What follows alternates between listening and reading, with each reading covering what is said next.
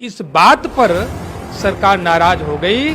आज जो नशेड़ी धार्मिक उन्माद फैलाने वाले तत्व हैं, आपने उनके सामने घुटने क्यों नहीं टेके? धर्म का एजेंडा लेकर के और नशाखोरों के गिरोह का शिकार बन करके अपने भविष्य को बर्बाद करने के लिए उस राह पर चल पड़ता है। अगर आपको यह सब कर्म करने से अगर परिवार में खुशहाली मिलती, तरक्की मिलती, तो सबसे पहले जो गंगा स्नान कराने के लिए पंडा जो दिन भर गंगा नदी में डूबा रहता है, उसका बेटा आईएएस हो जाता है। सामाजिक न्याय हमारा एजेंडा रहा है, समाजवाद हमारा एजेंडा रहा है, धर्म निरपेक्षता हमारा एजेंडा रहा है, जातिवाद जनगणना हमारे एजेंडे का हिस्सा है। सारे पाप करके आ जाओ और इस नारे में आ जाओ, इस रंग में आ जाओ, सारे आपके पाप धुल जाते हैं, सारे अपराध आपके खत्म हो जाते हैं। यह देश गलत लोगों के हाथों में जा चुका है। देश को जगना पड़ेगा, अपने आप को समझना पड़ेगा, अन्यथा देश में ना लोकतंत्र रहेगा, ना संविधान रहेगा और ना हमारे पूर्वजों की निशानी यहाँ पर बचेगी। धर्म की आड़ में ये सारे कुकृत्य करने का काम करते हैं। ऐसे लोगों से मैं कहना चाहूंगा कि खुद तो बिगड़े हो, लेकिन अपने देवी देवताओं के स्वरूप को भी मत बिगाड़ो। आज इस भारतीय जनता पार्टी के राम राज में गरीब महिलाओं को निर्वस्त्र करके सरेआम गैंगरेप किया जा रहा है, उनके परिवारीजनों की हत्या की जा रही है, तो इससे लगता है कि आज के राम राज से बेहतर था रावण राज।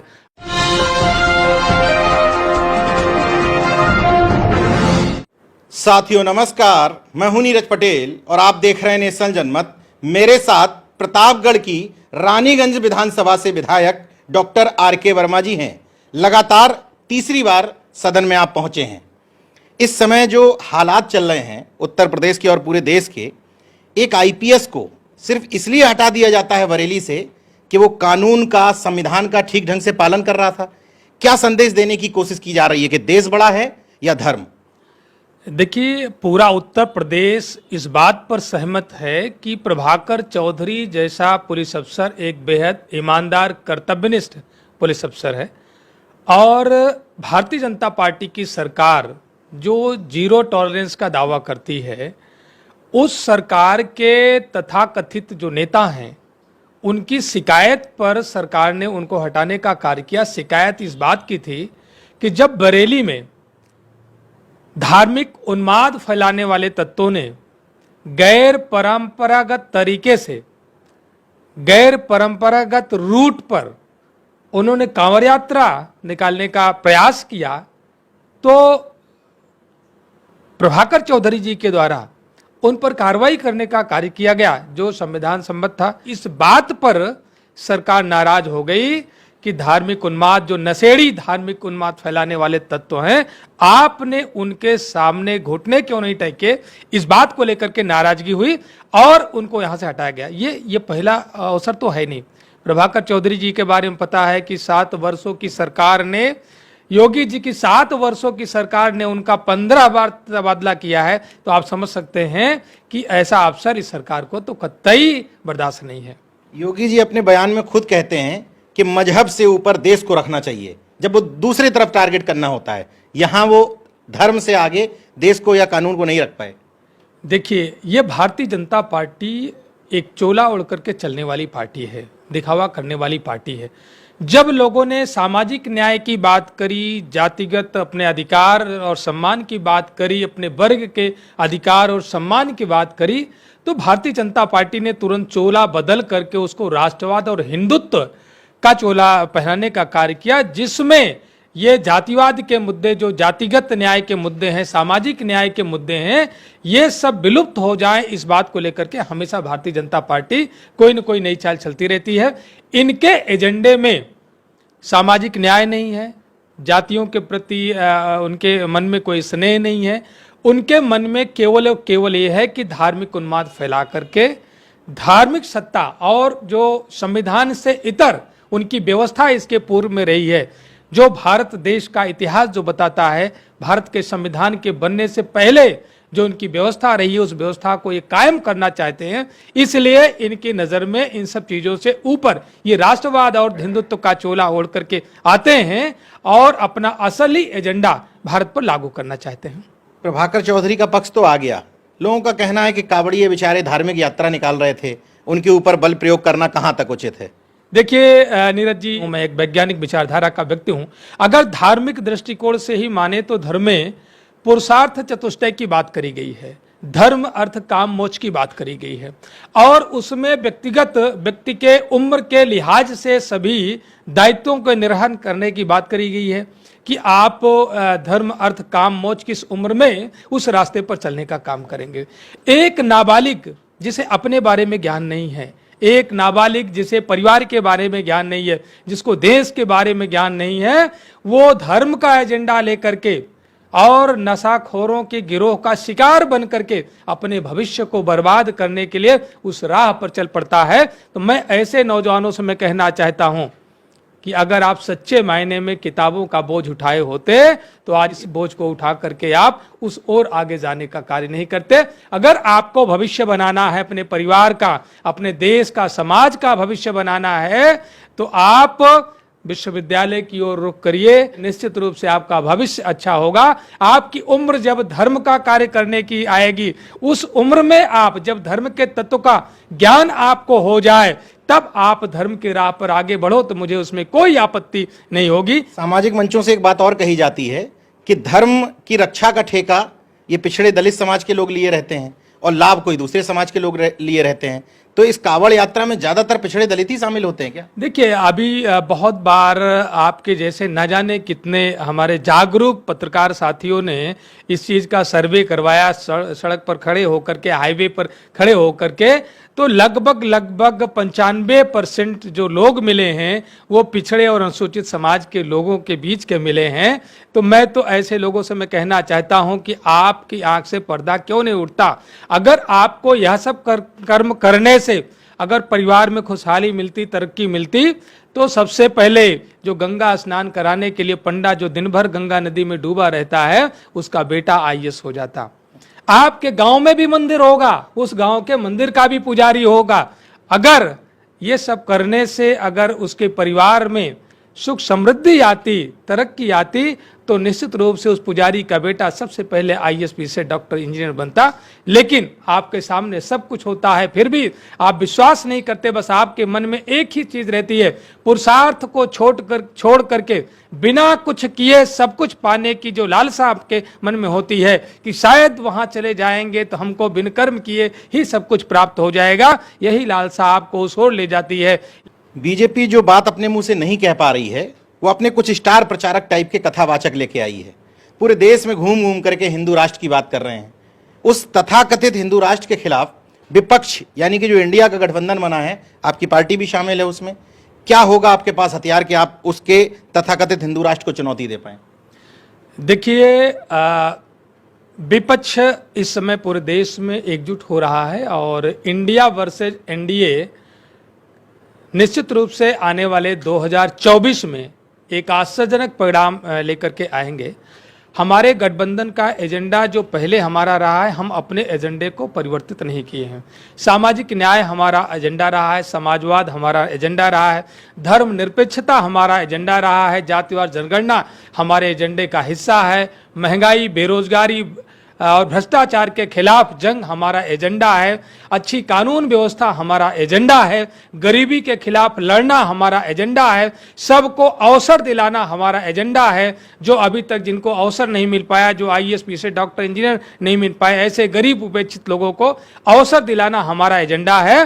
विपक्ष इस एजेंडे को लेकर के लड़ाई लड़ने का कार्य कर रहा है और निश्चित रूप से जनता भी जगेगी, हमें विश्वास है। हम सब लोगों ने अभी उतना परिश्रम नहीं किया है जितना हमें करना चाहिए, लेकिन कर्तव्य हमें पुकार रहा है। हम सब लोग सारी बाधाओं को लांघ करके जनता के बीच में जाएंगे और उनके एजेंडे के अनुसार हम लोग एनडीए को हराने का कार्य करेंगे। संवैधानिक तौर पर देखा जाए, आपने कहा कि धर्मनिरपेक्ष देश है ये, हिंदू राष्ट्र की बात करना संविधान का उल्लंघन है, लेकिन कोई कथावाचक घूम घूम करके इस तरह की बात कर रहा है। एक नहीं, अब दर्जनों हो गए हैं। तो क्या इसमें सह लगती है कि सरकारों की सह है पीछे से? देखिए, सरकार पूरी तरीके से, मैं आपको बता दूं कि 90 के दशक के आसपास आपने देखा होगा कि पूरे देश में कांग्रेस के खिलाफ इस समय सामाजिक न्याय की बात उठने लगी और जो जातियां उपेक्षित रही हैं, वंचित रही, क्योंकि जाति इस देश का अहम हिस्सा है, उसको आप नकार नहीं सकते।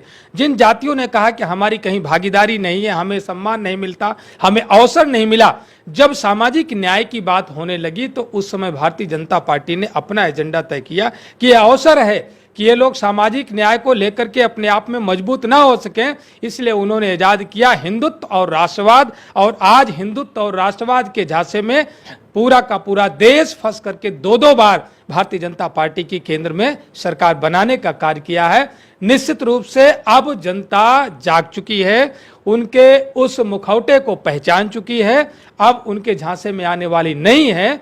हम लोग फिर से सामाजिक न्याय के मुद्दे को लेकर के हम लोग मुखर होकर के जनता की लड़ाई लड़ने का काम सड़क से लेकर के सदन तक करेंगे। अब सवाल ये है कि जब मुखर होकर के लड़ने की कोशिश करते हैं, अभी कुछ दिन पूर्व खबर आई थी, आप और दो तीन विधायक आपकी पार्टी के गए थे नैनी जेल में मिलने एक छात्र नेता से, तो आप ही लोगों को हिरासत में ले लिया गया। कितने विधायक थे उस पूरे प्रतिनिधिमंडल में? देखिए, उस प्रतिनिधिमंडल में 3 विधायक थे और विधायकों का अपना प्रोटोकॉल होता है कि किसी भी जेल में जा कर के समय में निरुद्ध किसी भी कैदी से मुलाकात कर सकते हैं।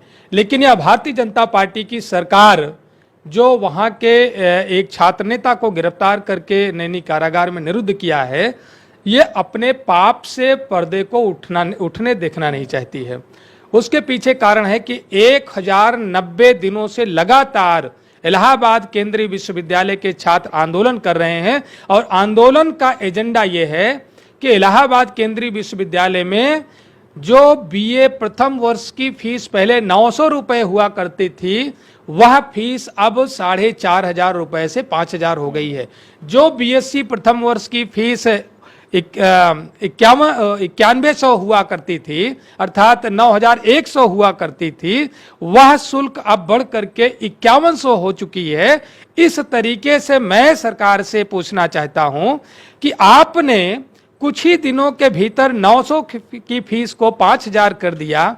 क्या जो गरीब किसान मजदूर अपने बेटे को अपनी बेटी को इलाहाबाद केंद्रीय विश्वविद्यालय में पढ़ा करके अपने अच्छे भविष्य के सपने देख रहा है, क्या उस किसान के फसलों का न्यूनतम समर्थन मूल्य 100 गुना 400 गुना बढ़ा है? क्या 900 से फीस सीधे 5100 रुपए हो गई। और वहीं पर मजदूरों को अगर देखा जाए तो जो मनरेगा के मजदूर हैं या न्यूनतम मजदूरी पर जीने वाले लोग हैं, जो अपने बच्चों को पढ़ा लिखा करके एक सुनहरे भविष्य का सपना देख रहे हैं, क्या उनकी मजदूरी इसके रेशियो में बढ़ाई गई है? क्या आपको लगेगा कि कहीं कुछ किसी की आमदनी नहीं बढ़ाई गई है? केवल गरीब छात्र छात्राओं को, चाहे वो पिछड़े समाज का हो, अनुसूचित समाज का हो या किसी भी समाज का हो, वो शिक्षा दीक्षा से वंचित रह जाएं, सरकार का यह कुत्सित प्रयास है। इसीलिए सरकार ऐसे गरीब छात्रों को पढ़ाने के लिए इलाहाबाद केंद्रीय विश्वविद्यालय में शुल्क कम करने पर विचार नहीं कर रही, वहीं पर इनको गलत राह में ले जाने के लिए कांवड़ यात्रा में जब जो नौजवान जाता है तो उस पर फूल वर्षा करने का काम करती है। मैं तो बस्तियों से निकाल करके अवसर मुहैया कराइए, आईएएस से डॉक्टर इंजीनियर बना करके तब इन पर फूलों की वर्षा करिए, तो लगेगा कि आप सच्चे मायने में राजधर्म का पालन कर रहे हो। अन्यथा इन्हें तो केवल धार्मिक उन्मादी बना करके देश का वातावरण खराब करने का काम किया जा रहा है, इनका भविष्य खराब करने का प्रयास किया जा रहा है। जब उन्माद की बात आती है तो हाल फिलहाल मैंने 5-6 खबर ऐसी कवर की इन्हीं 2 महीनों के अंतराल, जो एक खास कलर का गमछा, एक खास नारा बहुत तेजी से लगाया, पुलिस वाले को थाने से निकाल के पीट दिया, गोरखपुर विश्वविद्यालय में कुलपति को पीट दिया, कुलसचिव को पीट दिया, पुलिस को पीट दिया, नोएडा में थाने के अंदर घुस गए।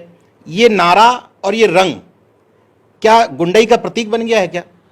देखिए, जिस नारे की आप बात कर रहे हैं, जिस रंग की बात कर रहे हैं, आप सारे पाप करके आ जाओ और इस नारे में आ जाओ, इस रंग में आ जाओ, सारे आपके पाप धुल जाते हैं, सारे अपराध आपके खत्म हो जाते हैं। अगर आपके खिलाफ सीबीआई ने जांच किया है, ईडी ने जांच किया है, तो आपका अपराध भी मिल रहा है, तब भी उससे आप दोषमुक्त हो जाओगे।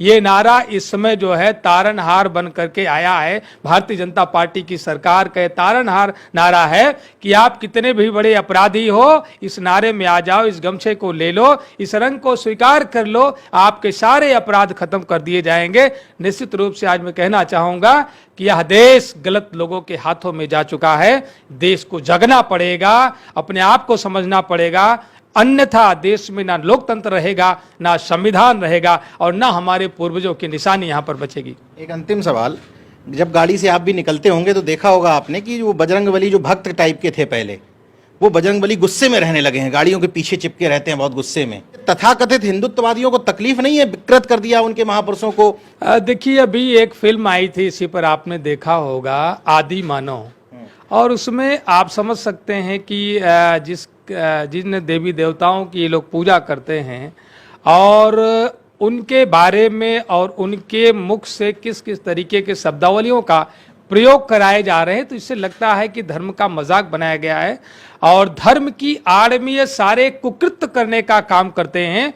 धर्म क्या है इसको, इनके बारे में कोई इनमें से किसी को जानकारी नहीं है, क्योंकि हमारे भारत के संविधान में भी इसके खिलाफ, अंधविश्वास के खिलाफ हमेशा वैज्ञानिकता को बढ़ावा देने के लिए उसमें व्यवस्था दी गई है।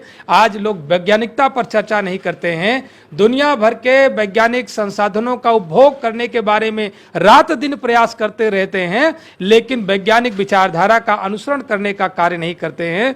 तो ऐसे लोगों से मैं कहना चाहूंगा कि खुद तो बिगड़े हो, लेकिन अपने देवी देवताओं के स्वरूप को भी मत बिगाड़ो। आपने जैसी कल्पना करी थी वैसे देवी देवताओं को रच डाला है, आपके पूर्वजों ने भी रचा है, और आज आप स्वयं भी उसी तरीके से रचने का कार्य कर रहे हो। आज ये स्वरूप जो है गरीबों का सबसे बड़ा दुश्मन बन जाएगा, जिससे इस सृष्टि का अभ्युदय हो, उन्नयन हो, तरक्की हो, वह कार्य धर्म है। उस दिशा में आप आगे बढ़ो, सबको साथ लेकर के सभी की तरक्की करने के लिए आप आगे बढ़ो, तो निश्चित रूप से मैं मानूंगा कि आप धर्म के अनुयायी हो। जब मैं विपक्ष से सवाल करता हूं कि बीजेपी के कट्टर हिंदुत्व की काट क्या महंगाई बेरोजगारी हो सकती है, उसका जवाब देने की कोशिश विधायक जी के इस इंटरव्यू में हुई है। न सिर्फ महंगाई, बेरोजगारी, शिक्षा जैसे तमाम सारे मुद्दों पर चर्चा की गई, बल्कि इनके कट्टर हिंदुत्व की काट भी बताई गई है। इसी तरीके से विपक्ष के लोगों को अमल में लाना पड़ेगा, इन्हीं मुद्दों को उठाना पड़ेगा, ताकि जनता को समझ में आ जाए कि इनका राष्ट्रवाद छद्म है और इनका जो धार्मिक एजेंडा है वो नफरत फैलाने वाला है। देखते रहिए नेशन जनमत, जागरूक और सजग बने रहिए। जय विज्ञान, जय संविधान, जय लोकतंत्र। धन्यवाद।